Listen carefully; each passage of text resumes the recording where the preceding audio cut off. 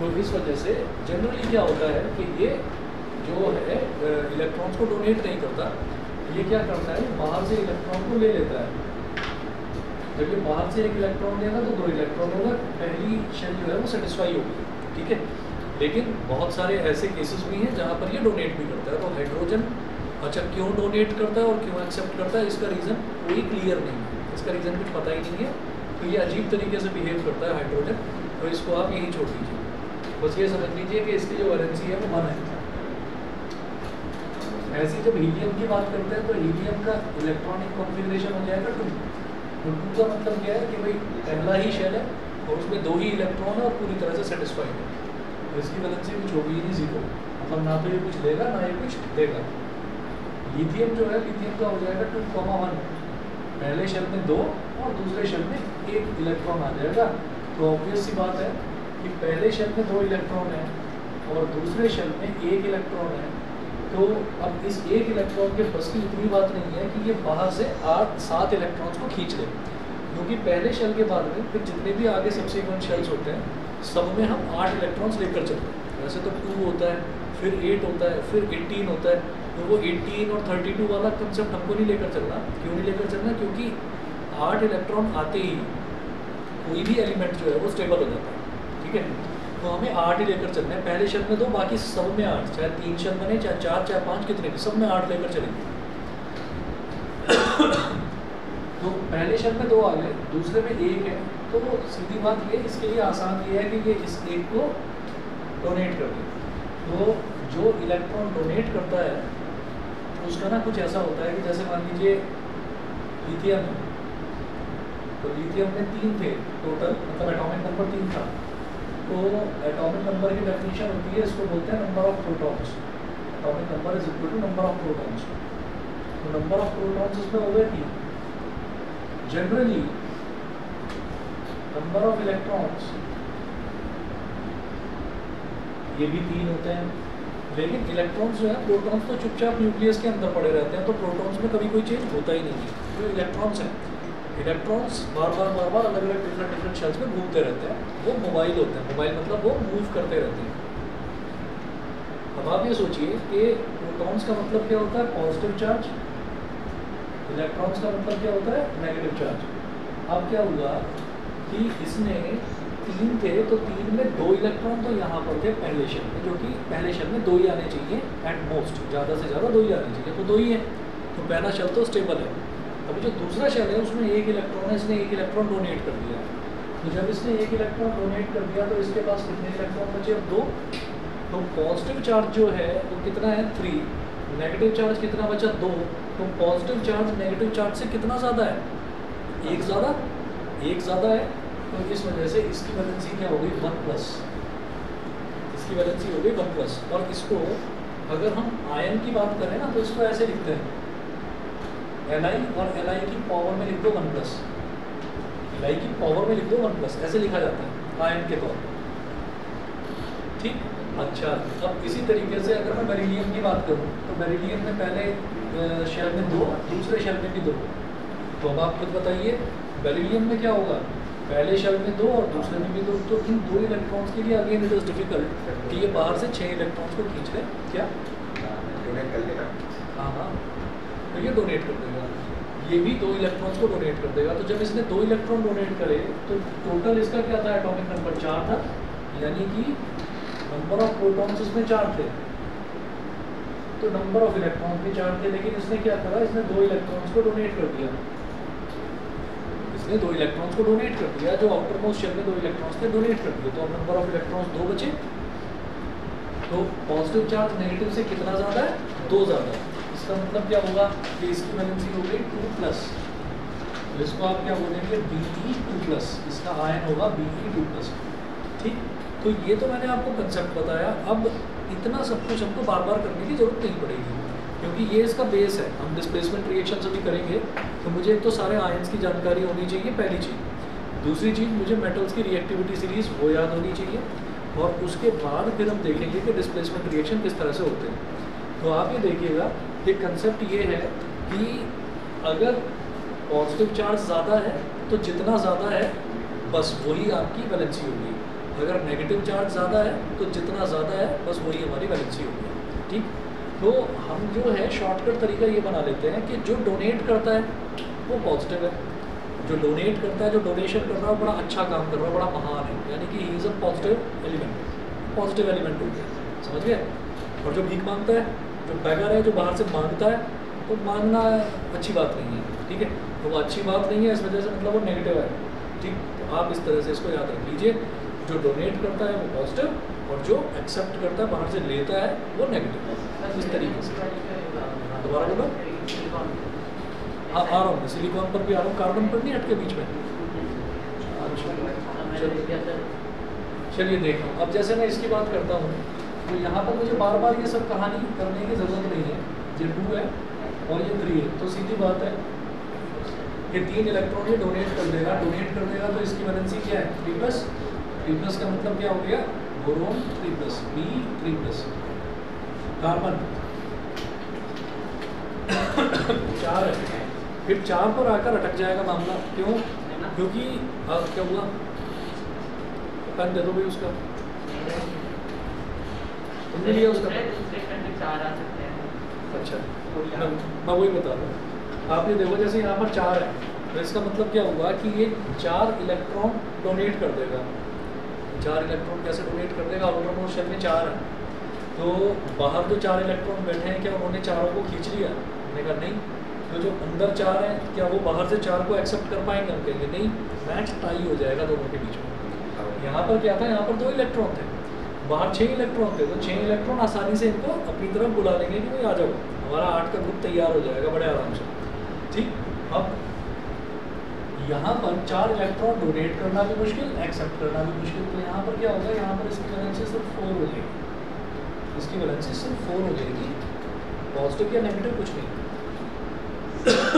इसको बोलते हैं कोवैलेंसी, इसको कोवैलेंसी बोलते हैं। इसमें ये नहीं पता लगेगा इसने डोनेट किया है, ये डोनेट या एक्सेप्ट करेगा ही नहीं, कार्बन हमेशा शेयरिंग करता है, जहाँ डोनेशन और एक्सेप्टेंस दोनों ही मुश्किल हो जाते हैं तो वहाँ पर शेयरिंग होती है। यहाँ तक समझ गए भाई, ऑनलाइन वाले बच्चे बताएं, ठीक है। तो भाई सी की पावर में आप चाहें तो सी की पावर में बस यहाँ पर 4 लिख सकते हैं, पॉजिटिव या नेगेटिव आप कुछ भी नहीं लिख सकते। उसके बाद आ जाओ नाइट्रोजन पर, तो नाइट्रोजन में क्या है 2,5, अच्छा अब आउटरमोस्ट शेल में 5 है, 5 इलेक्ट्रॉन के लिए आसान है कि 3 को ट्रैक कर दें, 3 को खींच लें, जब 3 को खींचेंगे तो वो 3 एक्सेप्ट कर रहे हैं, वो 3 एक्सेप्ट कर रहे हैं तो क्या हो जाएगा 3-, तो नाइट्रोजन का हो गया 3-। इस कंसेप्ट के हिसाब से अगर समझेंगे तो पहले शेल में 2,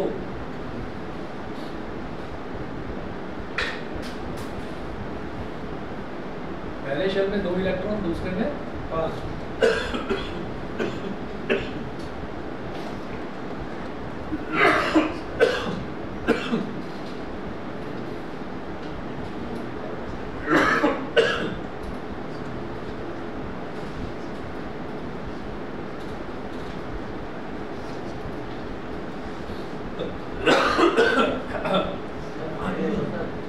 देखिए।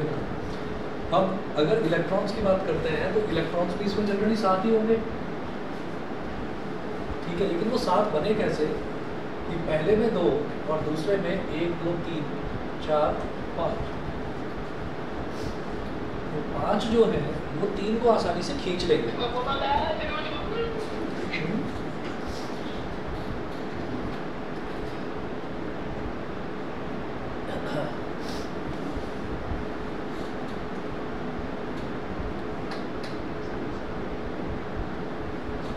चलिए। तो नंबर ऑफ इलेक्ट्रॉन 7 है, तो अब इन्होंने क्या करा कि भाई 3 इलेक्ट्रॉन्स को बाहर से ले लिया, तो कितने हो गए अब इलेक्ट्रॉन्स, 10 हो गए। तो अब आप ये देखिए प्रोटॉन्स तो 7 हैं और इलेक्ट्रॉन्स 10 है, नंबर ऑफ प्रोटॉन्स 7 और इलेक्ट्रॉन्स 10, तो प्रोटॉन्स क्या पॉजिटिव चार्ज और इलेक्ट्रॉन्स क्या नेगेटिव चार्ज। तो नेगेटिव चार्ज अब पॉजिटिव चार्ज से कितना ज़्यादा है, 3 ज़्यादा, तो 3 ज़्यादा है तो इसका मतलब क्या हो गया 3-, ठीक है। और हम वही शॉर्टकट अपना तरीका याद रखते हैं कि उसने 3 एक्सेप्ट करे तो इसका मतलब जो एक्सेप्ट कर रहा है वो नेगेटिव हो गया, तो 3- हो गया, ठीक है।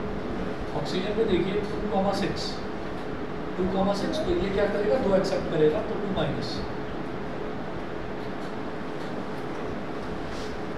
उसके बाद फ्लोरीन का क्या हो जाएगा, 2,7, ये क्या करेगा, 1 एक्सेप्ट करेगा, 1 माइनस। नियॉन में क्या है, 2,8 है, तो पूरी तरह से स्टेबल है, 0, बस आयन वगैरह भी कुछ बनेगा ही नहीं।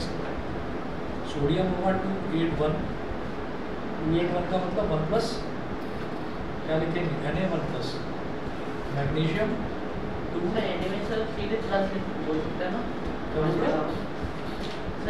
अच्छा, तो ऐसे तो लिथियम में भी सिर्फ प्लस बोल सकते हैं, हाँ 1 लिखने की ज़रूरत जनरली होती नहीं है, पर आप लिखिएगा 282 में हम बोलेंगे कितना है, आउटर मोशन में 2 है तो वो 2 डोनेट कर देगा, 2+, तो इसका बन गया Mg2+।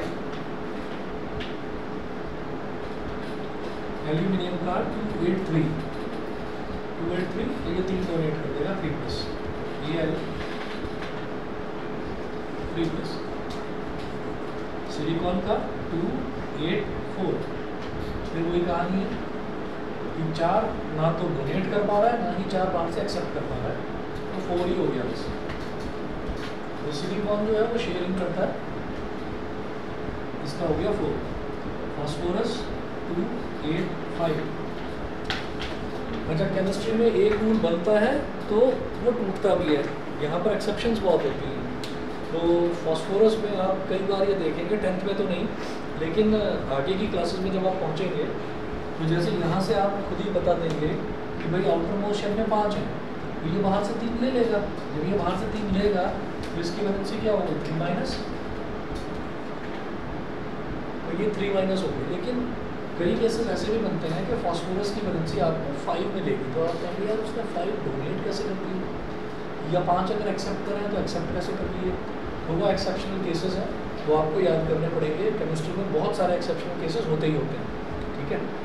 तो ये फिक्स रूल यहाँ पर होता नहीं। तो 286 जब 6 है तो 6 में क्या करेंगे, वो 2 एक्सेप्ट कर देंगे, तो 2 माइनस,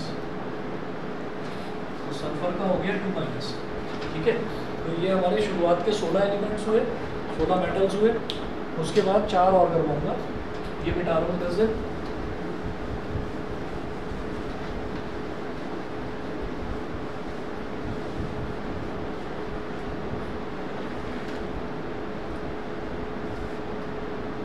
ये 16 हो गया एटॉमिक नंबर, फिर अगला देखिएगा 17, 18, 19, 20।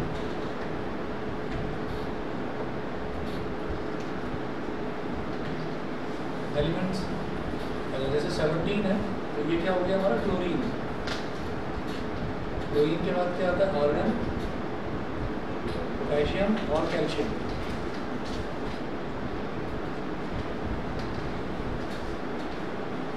ठीक है, क्लोरीन की क्या हो जाएगा, 287, तो इसकी वैलेंसी कितनी हो जाएगी, ये 1 एक्सेप्ट कर लेगा, इसकी वैलेंसी 1 माइनस। आर्गन का 288, तो ये तो पूरी तरह से स्टेबल है, उसकी वैलेंसी 0। क्लोरीन का ऐसे लिखेंगे Cl1 minus. Potassium 2881, outermost shell में 1 है तो ये डोनेट कर देगा 1 प्लस, तो A 1 प्लस।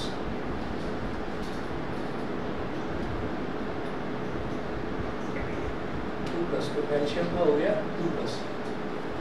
ठीक, तो ये 20 तक तो आप इस तरह से याद कर लेना, हा ही लिबेब कनॉफ नी, हा ही लिबेब कनॉफ नी, ना मगर सिर्फ सकल और कक्का, है ना। इस तरीके से सीधा सीधा इसको रट लेंगे, ठीक है। यही तरीका है, इसी से सब याद करते हैं। और कोई तरीका हो एप्लीकेशन बनाने वाला, वैसे बनाकर कर देना जैसा ठीक है। इसके अलावा एक होता है आयरन। आयरन का 2 प्लस भी होती है वैलेंसी और 3 प्लस भी होती है। कॉपर की 2 प्लस भी होती है और 3 प्लस भी होती है। इसके अलावा आयरन हो गया, कॉपर हो गया, और इसके अलावा वैसे ज़रूरत पड़ेगी नहीं, कुछ पड़ेगी तो बता दूँगा। फिर लिखिएगा सम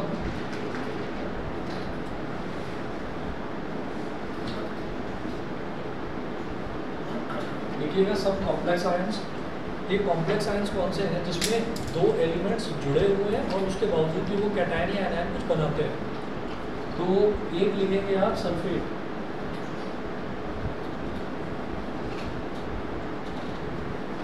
सल्फेट का होता है SO4 और ये बनता है 2-। दूसरा लिखिएगा फॉस्फेट,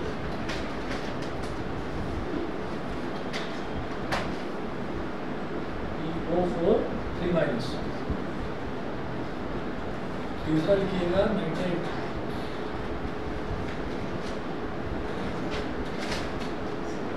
नाइट्रेट होता है NO3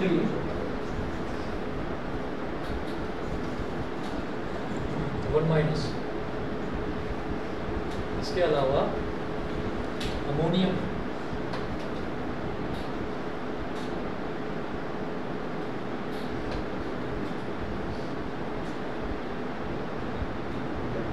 NH4 1+। इसके बाद देखें आप क्या कह रहे हो?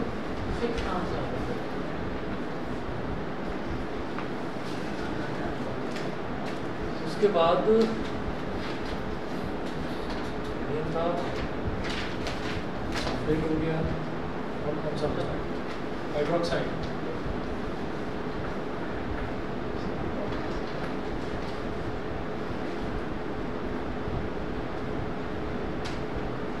OH1- हाइड्रोक्साइड हो गया, सल्फेट क्लोराइड उधर हो ही गया। हाँ सल्फाइड बोलते हैं। दोबारा बोलो। Sulphur trioxide. अच्छा, वो एक कंपाउंड नहीं है, वो आयन है, वो एक कंपाउंड नहीं है। SO3 की बात कर रहे हो ना, वैसे इसको भी सल्फर टेट्राऑक्साइड बोलेंगे अगर वो पूरा का पूरा कंपाउंड बन जाएगा तो। ठीक, हाँ जी क्या बोल रहे हैं? तो कार्बोनेट, कार्बोनेट बिल्कुल सही।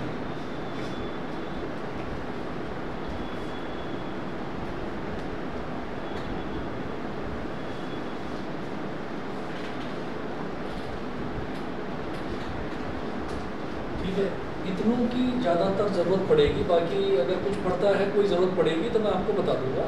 2-4 लाइन छोड़ दीजिए बस जहाँ पर ये आपने आयंस लिखे, इसके अलावा ज़रूरत वैसे पड़ेगी नहीं, पड़ेगी तो मैं आपको बता दूंगा, बीच में वहाँ नोट कर लेना। ठीक है, इतना करने के बाद में ये मिटा दो सारा, नोट कर लिया। ओके,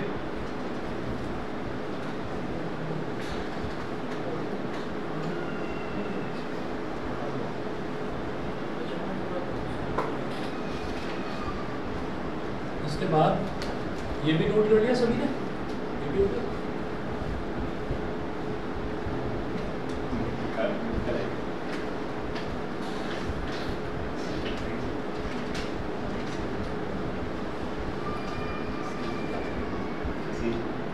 इसके बाद नोट करना रिएक्टिविटी सीरीज ऑफ मेटल्स।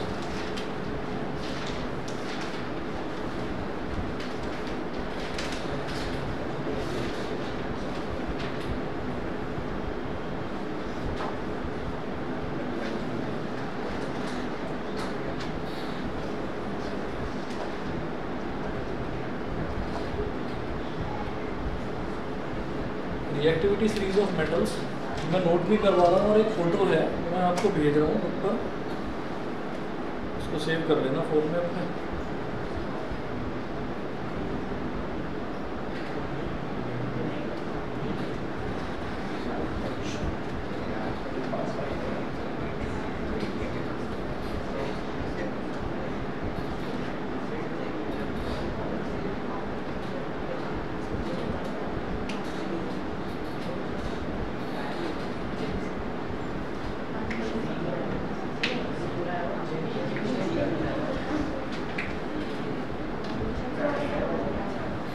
ठीक है, आप देख लीजिएगा आ गया होगा ग्रुप पर, मैंने भेज दिया है।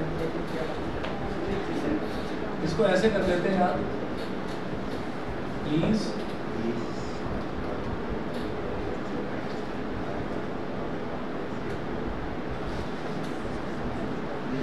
stop calling me a careless zebra.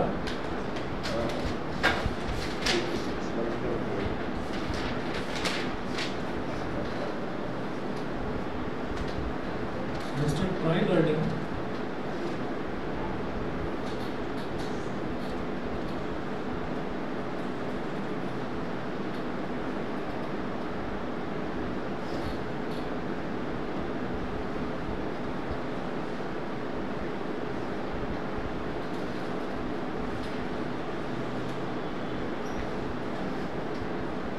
How copper saves gold.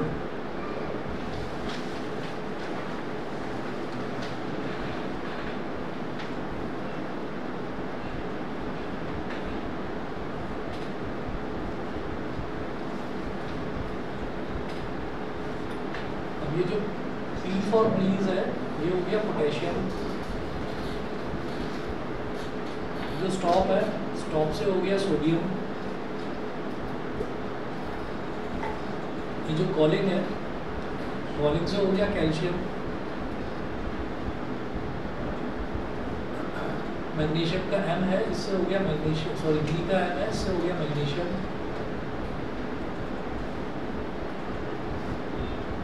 A से हो गया एल्यूमिनियम, इससे हो गया कार्बन, इससे हो गया जिंक. I से हो गया आयरन, I से हो गया टिन, L से हो गया लेड, O से हो गया हाइड्रोजन. इस कॉपर से कॉपर ही हुआ. सेफ से हो गया सिल्वर.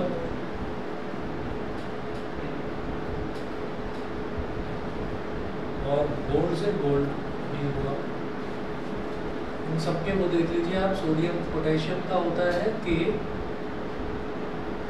सोडियम का होता है Na, कैल्शियम का Ca, मैग्नीशियम का सिंबल Mg, इसका Al, कार्बन का C, जिंक का Zn, आयरन का Fe, टिन का Sn, और लेड जो है, लेड का Pb, हाइड्रोजन का H, कॉपर का Cu, सिल्वर का Ag और गोल्ड का Eu.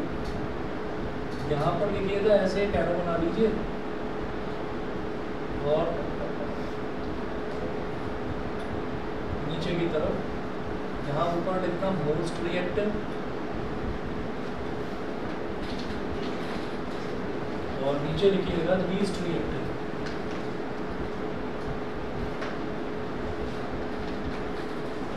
मोस्ट रिएक्टिव और लीस्ट रिएक्टिव ये लिख लीजिए.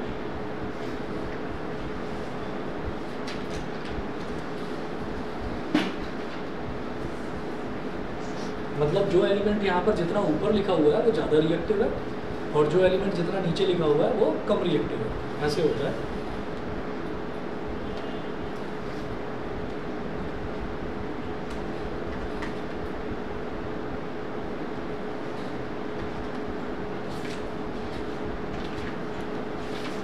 अब आप टॉपिक लिखेंगे displacement reactions.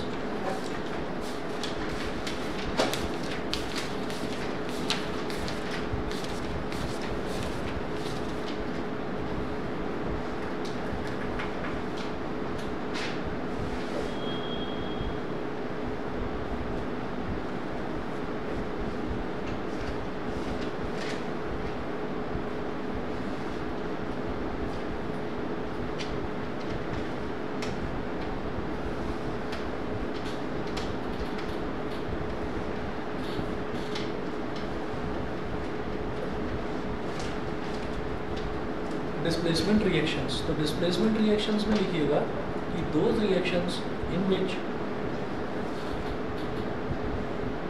One element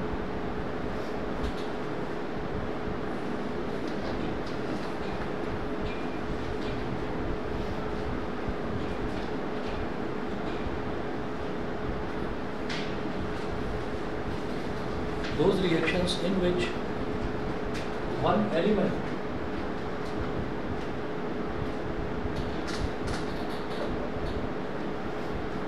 in which one element takes the place of another element in a compound,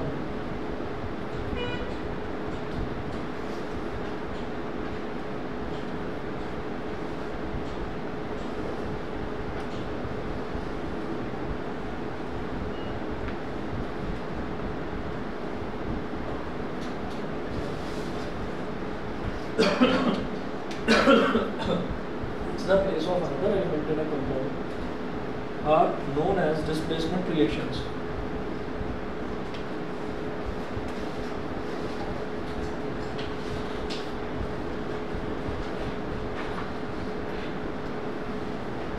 Are known as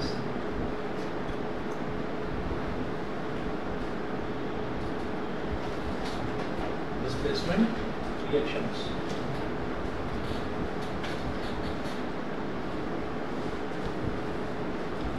और इसमें आप एग्जांपल्स देखिएगा। यहाँ पर जो डेफिनेशन है, डेफिनेशन में एक चीज़ समझ में आती है, यहाँ पर ये लिखा हुआ है कि those reactions in which one element takes the place of another element in a compound, another element in a compound, यानी कि मुझे एलिमेंट चेक करना है। एलिमेंट मतलब क्या है कि अकेला लिखा होगा, या तो नाइट्रोजन लिखा होगा, या हाइड्रोजन लिखा होगा, या कॉपर लिखा होगा, वो तो अकेला लिखा होगा, और दूसरा लिखा होगा कंपाउंड। तो हम कंपाउंड में देखेंगे कि कंपाउंड में से एलिमेंट निकाल कर देखेंगे। देखिए कैसे, मैंने क्या करा कि एक एग्जांपल लेता हूँ पहले, एग्जांपल नंबर 1। आप ये देखिएगा, ये है copper sulphate CuSO4 plus zinc.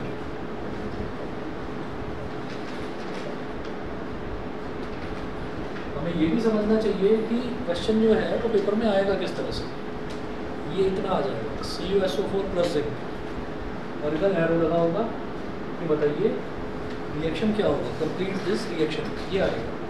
तो मुझे ये पता होना चाहिए कि जैसे कॉपर है, तो कॉपर की वैलेंसी क्या होती है, 2+ और 3+ दोनों होती है। तो मैं अंदाजा लगाऊंगा SO4 से, SO4 की वैलेंसी क्या होती है, 2-, ये फिक्स्ड है। तो कॉपर की 2+ वाली ही वैलेंसी ली गई है जी। क्यों? क्योंकि जब कंपाउंड बनता है तो इसकी वैलेंसी उसके साथ लिख दी जाती है, उसकी वैलेंसी इसके साथ लिख दी जाती है। जैसे कॉपर की वैलेंसी 2+ है, सल्फेट की 2- है, तो विदाउट देयर साइंस सल्फेट की वैलेंसी है 2-, माइनस हटा दो, सिर्फ 2, वो तो आ गया कॉपर के साथ।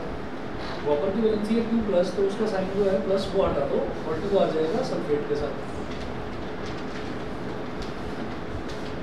2 × 2, ये ऐसे हो गया, कैंसिल आउट हो गया, तो CuSO4 बचा। Cu1SO4 वो 1 लिखा नहीं जाता, तो इसलिए ये CuSO4 हो गया। तो यहाँ से मैंने ये अंदाज़ा लगा लिया कि ये कॉपर जो है वो 2+ वैलेंसी वाला है। जिंक की वैलेंसी जो है ये भी 2+ होती है। मैंने वहाँ पर जिंक नहीं लिखवाया, वहाँ पर जिंक ऐड कर दो, लिख लो जिंक की वैलेंसी 2+ है।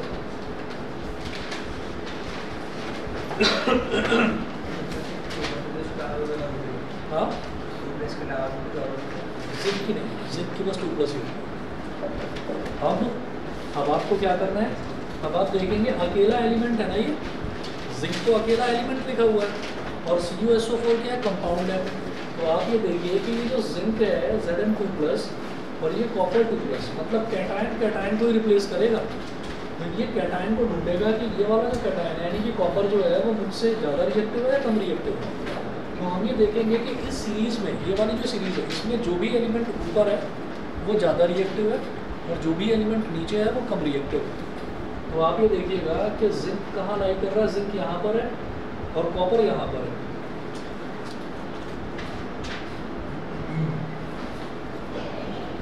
जिंक यहाँ पर है और कॉपर यहाँ पर है, तो जिंक ज़्यादा रिएक्टिव है, ये कॉपर को डिस्प्लेस कर देगा। हाँ, अभी रख लो, क्या कहते हैं, हाँ कोई बात नहीं, ऊपर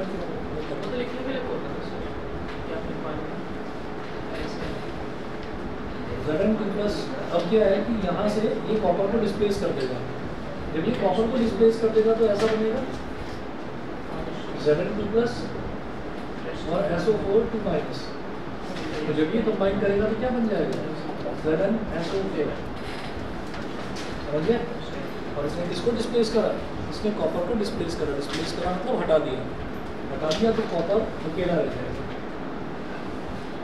समझ गए? ऑनलाइन वाले भी बता दें भाई, ठीक है। इधर डिवाइड वगैरह होगा, मैं इधर लिख रहा हूँ प्लस कॉपर, ठीक। अगला एग्जांपल देखिएगा। तो हमें देखना किसको है, हमें देखना है सिंगल वाला जो अकेला जो एलिमेंट लिखा हुआ है कि वो ज़्यादा रिएक्टिव है या नहीं है, ठीक है। रिएक्टिविटी पता लगाने का बेहद आसान तरीका, जो ज़्यादा ऊपर है वो ज़्यादा रिएक्टिव है, जो नीचे है वो कम रिएक्टिव है। एग्जाम्पल 2 देखिए। एग्जाम्पल 2 है CuSO4 + Mg।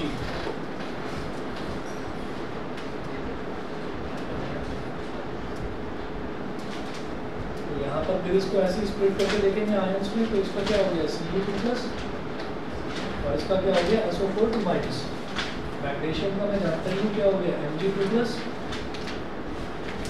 और फिर क्या होगा मैग्नीशियम को और कॉपर को चेक करिए, तो मैग्नीशियम ज़्यादा रिएक्टिव है, तो ये जो मैग्नीशियम है ये इसको कॉपर को डिस्प्लेस कर देगा, तो ये बन गया MgSO4। क्यों? Mg2+ इधर और SO4 इधर, ठीक है। तो 1 मिनट आ रहा हूँ।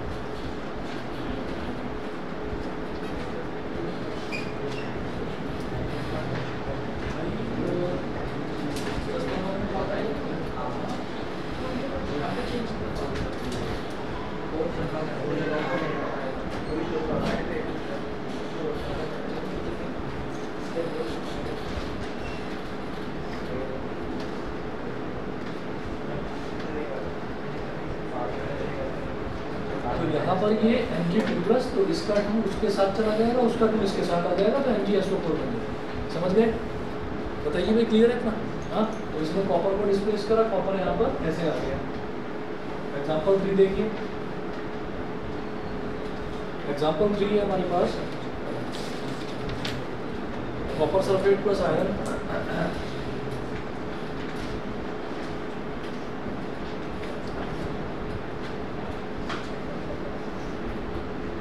कॉपर सल्फेट फिर वही Cu2+ और SO4 का वही 2-, आयरन का 2+। आयरन का जो होता है ना, जैसे एक आता होगा मन में कि भाई 2+ वाला ही क्यों ले रहे हैं, 3+ वाला क्यों नहीं ले रहे। तो क्या है कि कुछ ही केसेस हैं जहाँ पर आयरन का जो 3+ वाली वैलेंसी है, जो 2+ वाली वैलेंसी होती है, उस आयरन के आयन को हम बोल देते हैं फेरस, और जो 3+ वाली होती है उसको फेरिक बोल देते हैं। तो वो फेरिक बहुत कम जगह यूज़ होता है, ज़्यादातर जगह पर फेरस ही यूज़ होता है, तो हमने इसलिए Fe2+ लिख दिया यहाँ पर। उसके बाद आप देखिएगा कि ये आयरन है और ये कॉपर है, तो आप देखो आयरन यहाँ पर और कॉपर यहाँ पर है, तो आयरन कॉपर को डिस्प्लेस कर देगा।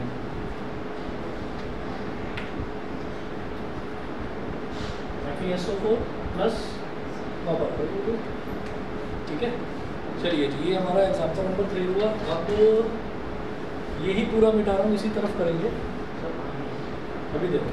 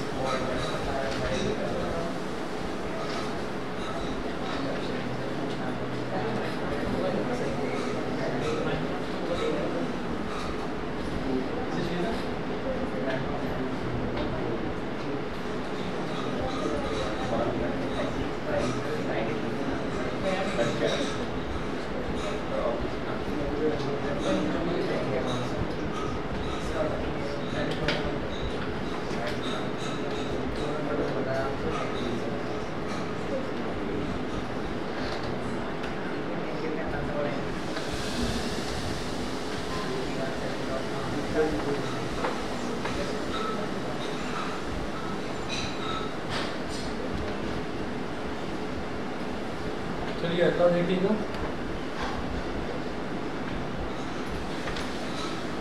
Example 4,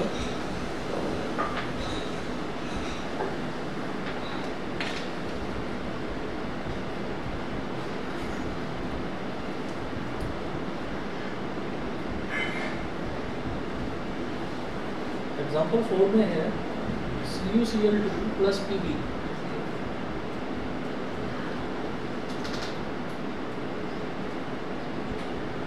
CuCl2 plus Pb। अच्छा, CuCl2 जो है इसको आप करेंगे वही स्प्लिट, तो Cu2 प्लस और क्लोरीन का क्या होता है 1 माइनस, ठीक है।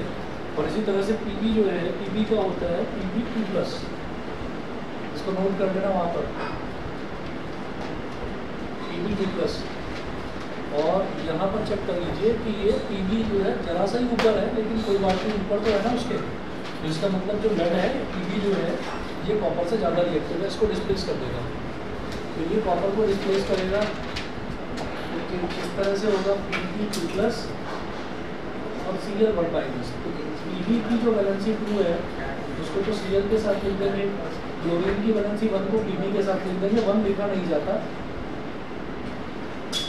तो इसको Pb1Cl2 बोल दो या PbCl2 बोल दो, किसी की 1 लिखने की जरूरत नहीं होती। कॉपर को डिस्प्लेस करा तो कॉपर इधर बैठ गया अकेला। एग्जाम्पल 5 देखिए।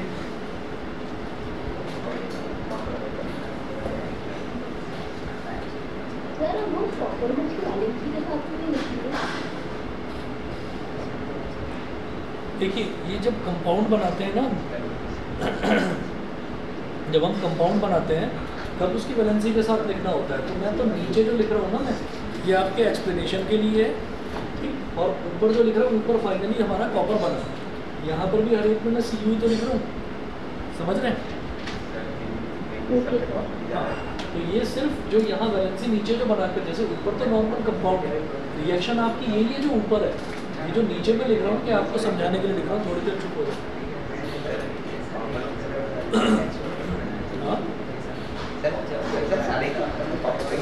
कोई बात नहीं, भी दूसरा एग्जाम्पल भी आएगा, समझ गए, बताइए, क्लियर है? Yes sir. चलिए अब अगला देखिएगा, एग्जाम्पल नंबर 5।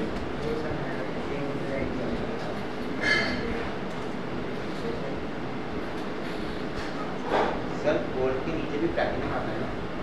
इसके नीचे बोर्ड के नीचे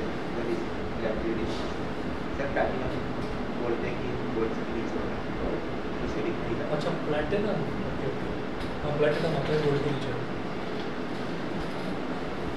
अब जैसे सिल्वर है तो सिल्वर की वैलेंसी होती है 1 प्लस, और NO3 यानी कि नाइट्रेट की वैलेंसी होती है 1 माइनस।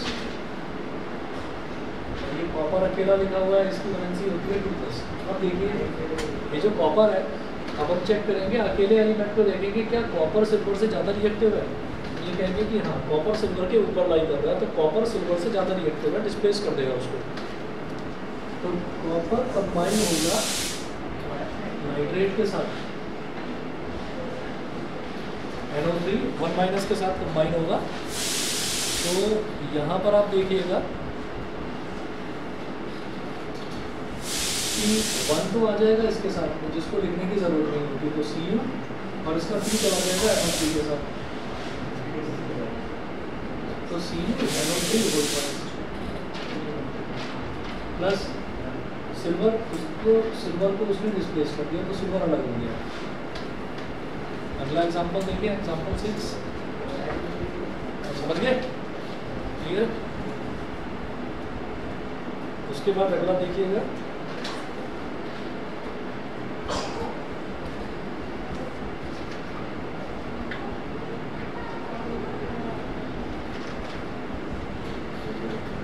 Fe plus HCl। यहाँ पर आयरन की वैलेंसी कितनी है 2 प्लस,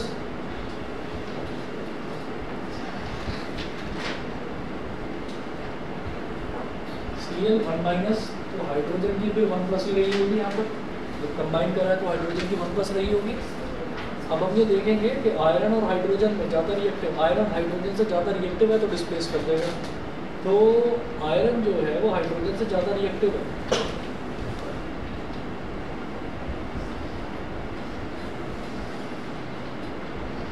तो आप देखिए ऐसे होगा Fe2 प्लस और Cl1 माइनस, तो इसका 1 तो Fe के साथ आ जाएगा और इसका 2 Cl के साथ चला जाएगा, तो ये हो गया FeCl2, ठीक है। और इसने हाइड्रोजन को डिस्प्लेस कर दिया। हाइड्रोजन जो है कभी भी ना मोनो एटॉमिक स्टेट में एग्जिस्ट नहीं करता, मतलब सिंपली H लिखा हुआ नहीं देखा होगा आपने, ये H2 होता है, तो इस वजह से H2 लिखा है, ठीक है। अच्छा, इनमें से जितनी भी रिएक्शन हम देख रहे हैं कोई भी रिएक्शन बैलेंस नहीं है, बैलेंस आप अपने आप कर लीजिए, ठीक है। अगला देखते हैं एग्जांपल 7। नहीं आता हो ना बैलेंसिंग, अगर किसी को तो बता देना, मैं बैलेंसिंग भी करवा दूँगा किसी को।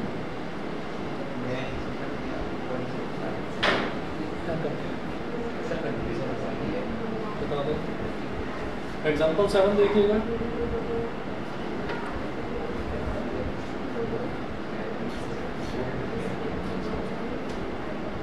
मैग्नीशियम प्लस HCl, तो आप ही देखो कि ये जो मैग्नीशियम प्लस HCl है ये भी बिल्कुल इसी के जैसा है,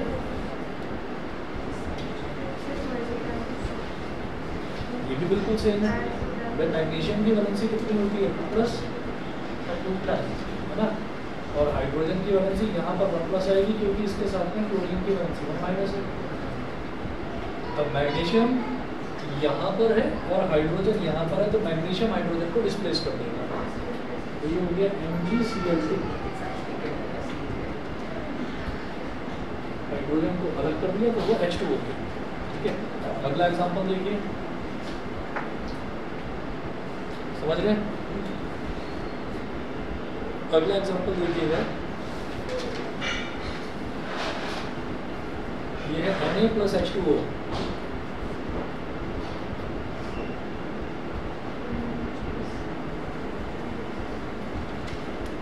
यहाँ पर ये ध्यान रखना है कि H2O जो है वो किस तरह से बनता है। देखिए Na की वैलेंसी तो मैं जानता हूँ 1 प्लस होती है, लेकिन H2O किस तरह से बनेगा, H1 प्लस और OH 1 माइनस, H1 प्लस और OH 1 माइनस, इस तरह से बनेगा। तो यहाँ पर मैं ये देखूंगा कि सोडियम तो यहाँ पर और हाइड्रोजन यहाँ पर है, सोडियम हाइड्रोजन को डिस्प्लेस कर देगा, ये समझ में आ गया। H1 प्लस और OH 1 माइनस, तो HOH है बेसिकली, HOH, हाइड्रोजन कितनी बार आ रहा है 2 बार, तो H2 और ऑक्सीजन 1 बार, तो O, H2O, इस तरह से बनता है। तो इसने हाइड्रोजन को डिस्प्लेस करा तो सोडियम जुड़ेगा हाइड्रोक्साइड आयन के साथ, यानी कि Na1 प्लस और OH 1 माइनस, इसका 1 इसके साथ, इसका 1 इसके साथ, तो ये बन गया NaOH, और प्लस इसने हाइड्रोजन को डिस्प्लेस करा इसको, तो हाइड्रोजन अकेला कभी नहीं रहता, हाइड्रोजन हो गया H2, ठीक है। अगला एग्जांपल देखिए, एग्जांपल नंबर 9।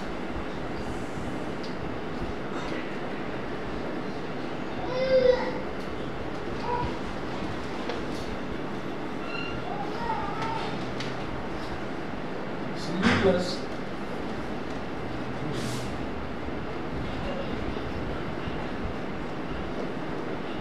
ZnCl2, कॉपर की वैलेंसी कितनी 2 प्लस, Zn की वैलेंसी 2 प्लस, क्लोरीन की वैलेंसी 1 माइनस। मैं तो सिंगल एलिमेंट को चेक करता हूँ, मैंने देखा कि ये कॉपर है, क्या ये जिंक से ज़्यादा रिएक्टिव है, कॉपर यहाँ पर है, जिंक यहाँ पर है, तो कॉपर जिंक से ज़्यादा रिएक्टिव नहीं है। इसका मतलब क्या हुआ कि ये कॉपर जिंक को डिस्प्लेस नहीं कर पाएगा, जब नहीं कर पाएगा तो कोई रिएक्शन ही नहीं होगा, इसका रिजल्ट है नो रिएक्शन।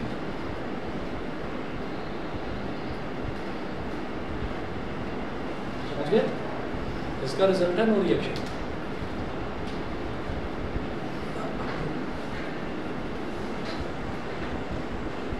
और देखिएगा,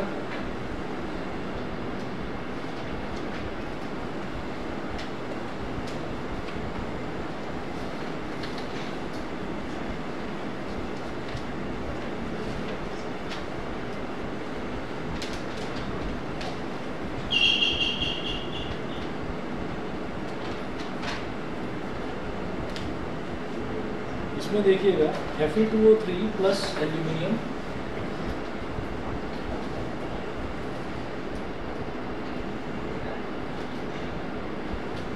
तो Fe2O3 से ही समझ में आता है कि ऑक्सीजन की वैलेंसी 2- होती है, तो O2- और Fe की यहाँ पर 3 वाली वैलेंसी ली गई है, तभी यहाँ पर 3 लिखा होता है, और एल्यूमिनियम की 3+। देख लो डिस्प्लेस होगा कि नहीं। और इसके डिस्प्लेसमेंट के कुछ रिएक्शंस मैं आपको भेजूंगा, वो आप ट्राई करना, ठीक है। आज इतना ही करते हैं, बाकी शाम को है ही आपकी 8 बजे क्लास।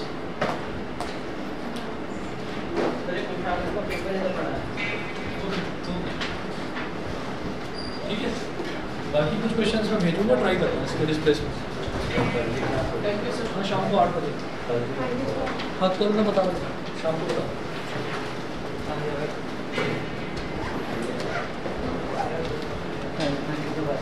ओके, हाँ जी।